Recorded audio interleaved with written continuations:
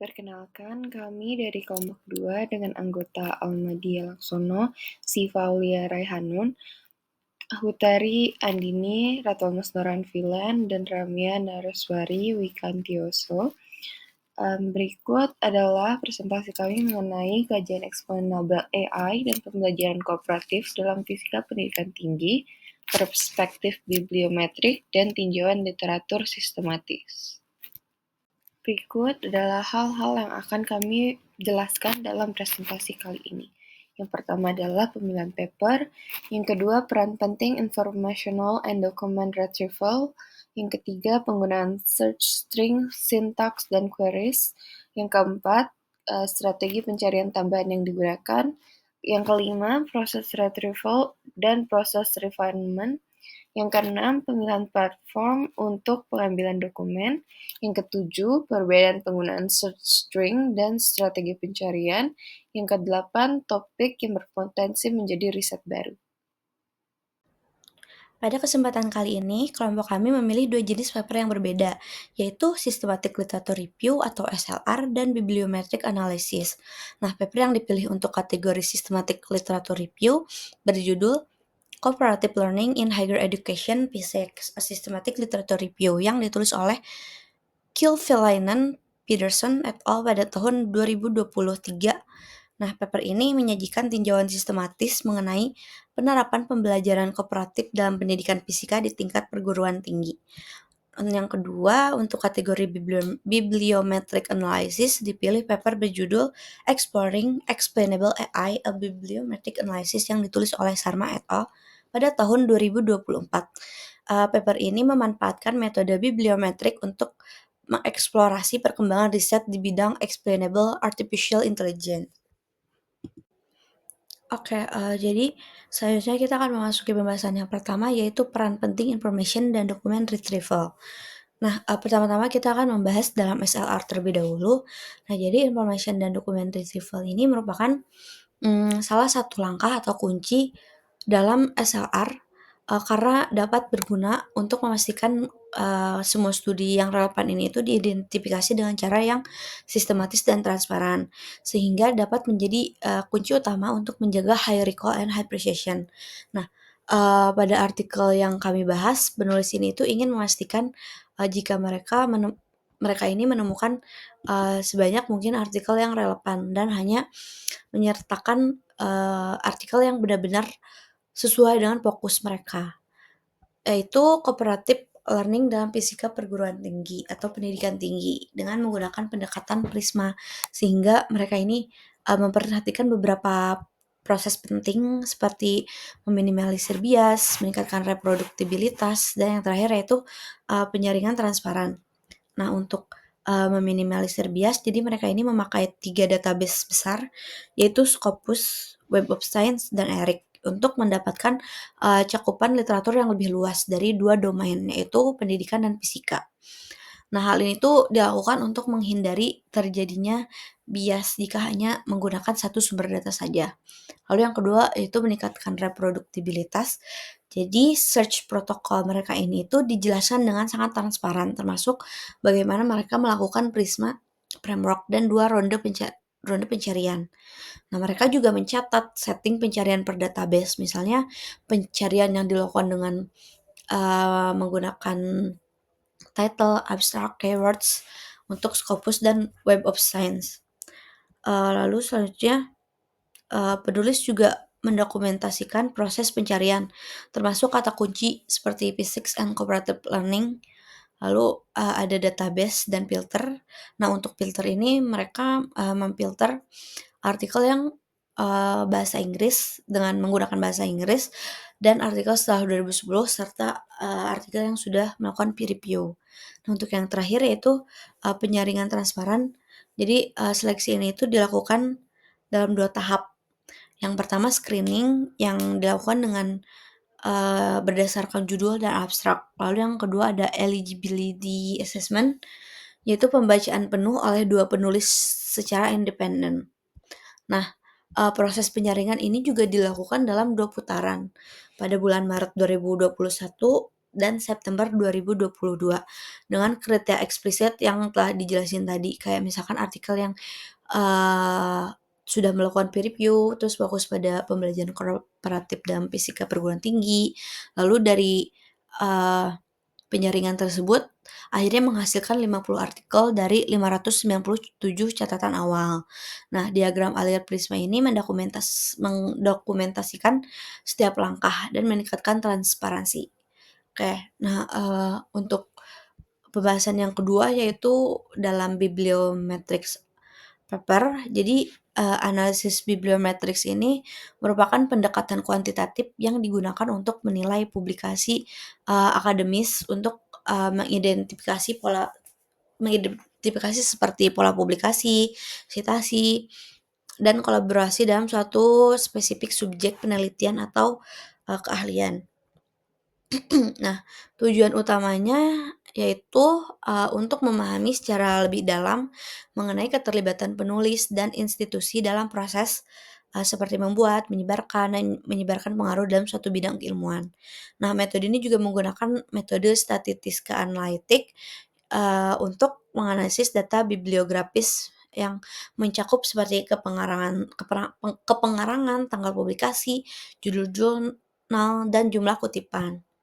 Nah, dalam paper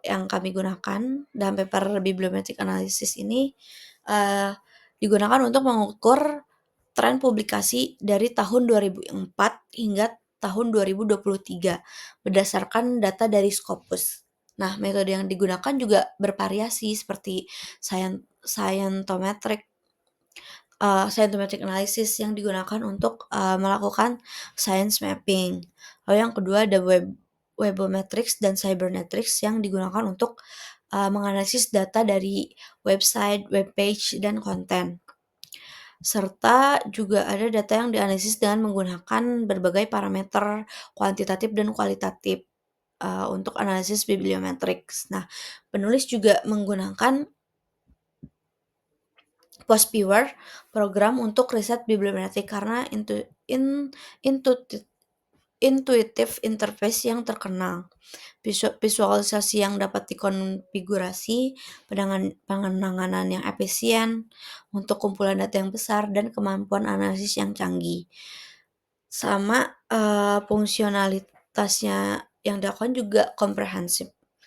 Nah, lalu selanjutnya di sini ada statistika deskriptif, yaitu menganalisis data yang, dikumpulkan. Sedangkan, analisis sitasi ini menginvestigasi pola dari, sitasi untuk menemukan buku, negara, penulis, atau jurnal yang berpengaruh. Lalu yang terakhir ada qualitative analysis dan analisis kolaborasi. Nah, ini tuh, untuk, memeriksa pola kolaborasi di antara para sarjana, sedangkan analisis dan kunci dan kata bersama ini mengidentifikasi istilah yang paling sering muncul. Nah, analisis bibliometrik ini juga seringkali menggunakan alat visualisasi untuk menyampaikan data bibliografi yang rumit dengan jelas. Lalu selanjutnya akan dibahas mengenai penggunaan search string, syntax, dan queries pada SLR paper yang kami gunakan dan juga bibliometrics paper yang kami gunakan. Sebelumnya, akan dijelaskan terlebih dahulu, search strings itu sebenarnya bagaimana. Search strings itu merupakan kombinasi kata kunci dan simbol seperti Boolean operators atau wildcard yang digunakan untuk menyusun pencarian agar hasilnya lebih spesifik dan relevan. Jadi search strings adalah kata-kata yang spesifik yang kita cari. Lalu sintaksnya ini mengacu pada aturan penulisan dalam search strings atau query seperti penggunaan tanda kutip untuk frasa, lalu operator logika seperti and, or, not, lalu ada penggunaan tanda kurung untuk mengelompokkan. Terus yang terakhir ada query. Nah, query ini merupakan permintaan pencarian yang dikirimkan ke mesin pencari atau search engine atau database yang digunakan berdasarkan search string yang kita input dan sintaks yang digunakan. Nah, terus istilah query ini biasanya dipakainya di konteks SQL query untuk database-nya, lalu search query untuk mesin pencarinya, dan juga API query untuk scraping-nya. Nah, Untuk penggunaan search string syntax dan queries pada SLR paper yang kami bahas, itu yang pertama ada penggunaan Boolean operators dan wildcards. Nah, jadi di dalam paper tersebut, penulis tersebut menggunakan query physics and cooperative learning dengan membatasi hasil hanya pada artikel yang mengandung kedua istilah tersebut tanpa sinonim atau wildcard, sehingga pencarian lebih spesifik. Jadi precision-nya tinggi, tetapi beresiko kehilangan studi relevan dengan istilah yang berbeda, dengan recall-nya rendah. Nah, jadi si Boolean operators ini merupakan kata-kata logika yang digunakan untuk menggabungkan atau mengecualikan kata kunci dalam pencarian itu, seperti and, or, dan not. Nah, wildcards ini seperti yang sudah disebutkan, dia tuh simbol khusus yang mewakili satu atau beberapa karakter dalam kata kunci. Jadi seperti penggunaan bintang, tanda tanya, pagar, dan dolar yang cocok untuk mencari berbagai variasi kata. Nah, di dalam paper tersebut tidak dibahas mengenai penggunaan wildcards. Jadi, mereka menggunakan search string yang spesifik. Jadinya precision-nya tinggi, tetapi tidak menggunakan istilah yang berbeda. Jadi recall-nya rendah. Lalu, di dalam literatur review itu juga, atau di SLR paper yang itu, terdapat filter yang digunakan untuk memfilter search string yang sudah ditemukan.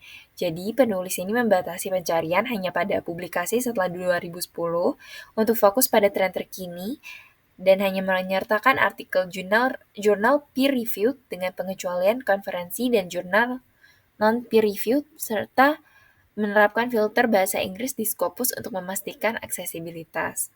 Jadi setelah direview, tadinya yang ditemukan 597 catatan awal berdasarkan search string-nya, lalu disaring, difilter lagi menjadi 50 artikel yang dianalisis berdasarkan batasan tanggal dan juga filter-filter yang telah diterapkan sebelumnya. Jadinya untuk SLR Literature Review paper-nya ini, dia fokus pada presisi, tetapi recall-nya terbatas. Sedangkan untuk bibliometrik sendiri, search string-nya ini adalah Explainable Artificial Intelligence dan Explainable AI. Lalu database yang digunakan itu adalah Scopus. Nah, sangat disayangkan karena operator logika pada search string yang digunakan dalam bibliometrics paper ini tidak digunakan. Jadi dia cukup hanya menggunakan spesifik keyword yang dicari pada search engine-nya. Lalu ditemukan 4.819 dokumen awal, itu tuh sudah dibatasi dengan beberapa rentang waktu, lalu dilakukan penyaringan kembali. Jadi disaring kembali untuk dipilih cuma artikel yang berbahasa Inggris yang dilakukan untuk studi dan juga menghapus duplikasi. Finalnya yang dijadikan bahan studi analisisnya ini adalah 4.718 paper. Terus tools yang digunakan itu untuk bibliometrics paper ini adalah FOSS Viewer dan juga Microsoft Excel. Selanjutnya akan dijelaskan mengenai strategi pencarian tambahan yang digunakan. Jika sebelumnya sudah menjelaskan tentang strategi pencariannya, dengan ditambah dengan filterisasi lagi, sayangnya pada kedua paper yang kami bahas ini tidak ditemukan adanya strategi pencarian tambahan yang digunakan, baik SLR paper dan juga bibliometrics paper ini tidak menggunakan strategi pencarian tambahan seperti snowballing, keyword revisions, ataupun gray literature. Melainkan, kalau untuk yang SLR paper ini, pencarian ini hanya dilakukan berdasarkan database formal dari Scopus, dari Web of Science, and ERC. Sehingga studi ini dapat terbilang cukup konservatif. Begitu juga dengan yang bibliometrics. Proses pencarian hanya bergantung pada database formal, yaitu yang digunakan Scopus, tanpa eksplorasi metode alternatif yang dapat memperkaya hasil pencarian. Seperti pada yang bibliometrics ini, tidak digunakan strategi seperti Boolean and wildcards. Jadi dia hanya cari search string spesifik menggunakan keyword yang sudah ditentukan tanpa adanya operator logika yang lain dan dengan tanpa eh, mengandalkan adanya variasi kata kunci yang lain. Nah, meskipun demikian, strategi pencarian tambahan ini bisa menjadi hal yang penting untuk meningkatkan hasil pencarian dan atau memungkinkan ditemukannya studi yang lebih relevan dengan fokus atau pertanyaan utama penelitian. Jadi, strategi penambahan ini sebenarnya bisa dilakukan pada kedua paper, sehingga nantinya recall-nya akan menjadi lebih tinggi. Nah, tetapi dalam bibliometrics paper ini, peneliti ini menggunakan filter tambahan terhadap dokumen seperti yang sudah dijelaskan pada slide sebelumnya. Nah, pembatasan ini sebenarnya dapat meningkatkan presisi, akan tetapi tidak dapat meningkatkan recall secara lebih maksimal. Selanjutnya adalah proses retrieval dan proses refinement. Untuk systematic literature review atau SLR paper, yang pertama, untuk retrieval, ada tahap identifikasi awal yang mencakup pencarian yang dilakukan pada 3 database. Selanjutnya, yang kedua adalah filter awal di tahun 2010, lebih dari tahun 2010, peer-reviewed, dan paper yang berbahasa Inggris. Yang ketiga, penghapusan duplikasi dari database yang berbeda. Yang keempat, screening judul dan abstrak menggunakan kriteria eksklusi dan bukan higher ed physics, bukan cooperative learning, dan bukan artikel jurnal. Yang kelima, eligibility assessment, di mana pembacaan penuh dilakukan oleh 2 peneliti secara independen. Lalu, hasil akhir dari retrieval ini adalah 50 artikel yang terpilih. Selanjutnya, untuk refinement, dapat dilihat bahwa recall tinggi diawali dengan 597 hasil dokumen awal. Yang kedua, precision ditingkatkan melalui penghapusan studi non-relevan, screening judul dan abstrak, full text review oleh 2 penulis atau peneliti. Lalu yang terakhir, digunakan inclusion atau exclusion kriteria yang ketat, di mana penulis hanya fokus pada cooperative learning di higher education physics, hanya artikel jurnal yang peer-reviewed, dan tidak mencakup studi di pendidikan menengah atau collaborative learning. Untuk bibliometrics paper, retrieval diawali dengan tahap identifikasi awal yang dimulai dengan pencarian title apps key di Scopus dengan kata kunci explainable AI or explainable artificial intelligence pada periode 2004 sampai 2023. Filter awal dilakukan pada dokumen hanya yang berbahasa Inggris, dan korpus awal dihasilkan 4.819 dokumen. Untuk refinement, yang pertama ada penghapusan otomatis non-Inggris, di mana korpus bersih yang didapatkan sebesar 4.781 dokumen. Yang kedua, ekspor metadata dan pembersihan, data yang diolah di FOSS-Viewer dan Excel, dengan mengecek entry kosong dan konsolidasi kata kunci. Lalu, analisis bibliometrik dilakukan dengan memfilter cluster, co-author, citation, keyword network. Dan hasil akhir yang didapatkan adalah 4.781 artikel yang siap dianalisis. Selanjutnya adalah pemilihan platform untuk pengambilan dokumen. Untuk SLR paper, basis data yang dipilih adalah Scopus, Web of Science, dan ERIC.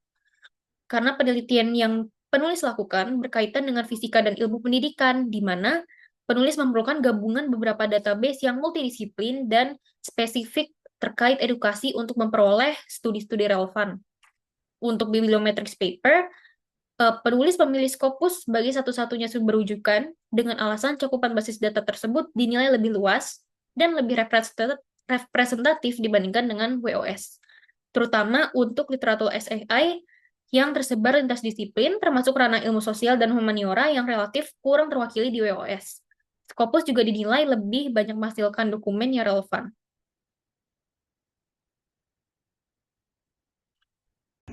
Oke, baik, selanjutnya yaitu adalah perbedaan penggunaan search string dan strategi pencarian. Nah, di sini kalau dari paper yang Systematic Literature Review atau SLR sendiri, itu SLR itu memiliki tujuan utama untuk menjawab pertanyaan riset yang spesifik dengan mengumpulkan, mengevaluasi, dan menganalisis studi-studi yang relevan sesuai pedoman yang bisa digunakan seperti Prisma. Nah, oleh karena itu SLR itu biasanya menggunakan search string dengan kata yang spesifik, sinonim, ataupun controlled vocabulary yang prosesnya dilakukan secara berulang pada platform pencarian database untuk memastikan semua studi adalah studi yang relevan. Nah, kalau di paper yang jadi kasus kita itu, mereka menggunakan metode SLR-nya dengan Prisma. Nah, pada tahap pencarian mereka itu menggunakan kata spesifik yaitu physics, dan cooperative learning, di mana mereka menggunakan kata kunci yang spesifik dan operator boolean and yang dilakukan menggunakan database Scopus, Web of Science, dan ERIC dengan memfilter artikel berdasarkan beberapa kriteria seperti rentang tanggal dan jenis dokumennya. Nah, terus kalau misalnya di bibliometric papernya itu kalau bibliometrik sendiri itu tujuannya adalah memetakan struktur, tren, dan evolusi ilmu pengetahuan secara komprehensif dan kuantitatif. Nah, search string pada bibliometrik itu umumnya lebih inklusif menggunakan operator boolean or, terus ada truncation seperti bintang, dan berbagai varian istilah yang dijalankan sekali pada satu database besar. Nah, pada bibliometrik sendiri umumnya hanya memaksimalkan 1-2 database yang digunakan karena bibliometrik itu tergantung pada konsistensi metadata seperti judul, abstrak, kata kunci, dan kutipan. Nah, setelah query awal, dokumen yang terkumpul difilter berdasarkan kriteria seperti bahasa atau rentang tahun. Nah, kemudian dianalisis dengan software visualisasi seperti PostViewer. Nah, apabila merujuk pada artikel yang kami bawa, itu penulisnya itu dia melakukan tahapan pencarian awal menggunakan kata kunci explainable AI or explainable artificial intelligence or XAI tanpa menyertakan istilah pendamping lain menggunakan operator OR dipilih untuk menaikkan recall. Oke, selanjutnya adalah terkait dengan topik yang berpotensi menjadi riset baru yang kita pilih, yaitu kami menggabungkan 2 paper yang menjadi rujukan kami sebelumnya dan terinspirasi dari 2 paper tersebut untuk membentuk suatu topik besar, yaitu adalah XAI atau Explainable Artificial Intelligence dalam Cooperative Learning. Nah, dengan topik ini sendiri kita akan melihat apakah XAI itu dapat mendukung cooperative learning dan bagaimana XAI sendiri itu mempengaruhi cooperative learning. Dan di sini kita menggunakan systematic literature review yang gunanya adalah untuk mengkaji gimana literatur saat ini itu membahas penggunaan XAI dalam konteks cooperative learning dengan fokus utama yaitu mengevaluasi proses information retrieval, seberapa efektif strategi pencarian kami dalam menemukan literatur yang benar-benar relevan terhadap 2 bidang kajian tersebut gitu. Nah, untuk search terms and retrieval strateginya yang kita pilih sendiri, kita menggunakan 2 kata kunci utama yaitu explainable artificial intelligence and cooperative learning. Nah, kita juga untuk mencari topik ini di berbagai database pencarian, kita mengkombinasikan keywordnya itu dengan kata hubung boolean seperti or and and. Yang pertama ada explainable artificial intelligence or XAI and cooperative learning or collaborative learning. Dengan kombinasi ini tuh memungkinkan kita untuk menemukan semakin banyak topik literatur yang relevan dengan topik penelitian kita gitu. Nah, kita juga memanfaatkan banyak database pencarian, gunanya adalah untuk memperkaya temuan literatur kami, yaitu yang pertama ada Scopus, Web of Science, IEEE, terus Explore, ERIC, dan Google Scholar yang nanti gunanya bisa untuk snowballing juga. Terus kita memakai filtering techniques dengan menerapkan filter pada rentang tahun 2015 sampai 2025 karena XI itu sebenarnya dia mulai booming atau mulai banyak dijadikan studi kasus itu mulainya di tahun-tahun awal itu 2015-2016 gitu. Nah, dokumen yang kami pilih juga yaitu peer review, journal articles, and conference proceedings. Nah, kita menggunakan bahasa Inggris yang lebih umum atau lebih internasional, jadi kita bisa menjangkau banyak atau mungkin studi-studinya bisa lebih relevan gitu. Nah, terus expected outcomes, apa harapan kita dari strategi yang kita pakai itu adalah untuk menemukan studi yang tentunya yang relevan membahas XI dalam kooperatif atau collaborative learning. Terus kita juga berharap bisa mengidentifikasi celah penelitian yang belum banyak dibahas, kemudian mengevaluasi keseimbangan antara recall dan precision. Terus kita mengelompokkan studi berdasarkan tema atau topik utama. Terus yang terakhir adalah kita bisa menggambarkan bagaimana perkembangan riset dari waktu ke waktu dan distribusinya di berbagai wilayah atau institusi. Dari hasil kajian dan presentasi kami, kita dapat melihat bahwa systematic literature review dan bibliometrik memiliki kelebihan dan kekurangannya sendiri. Mereka dapat digunakan sesuai dengan tujuan dari penelitian yang akan dilakukan. Sekian dari kami, terima kasih.